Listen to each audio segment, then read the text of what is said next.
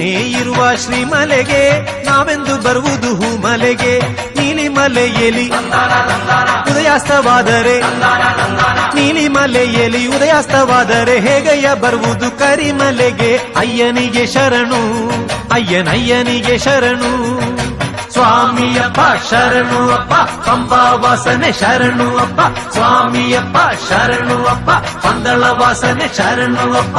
ನೀನೇ ಇರುವ ಶ್ರೀಮಲೆಗೆ ನಾವೆಂದು ಬರುವುದು ಹೂಮಲೆಗೆ. ನೀನೇ ಇರುವ ಶ್ರೀಮಲೆಗೆ ನಾವೆಂದು ಬರುವುದು ಹೂಮಲೆಗೆ.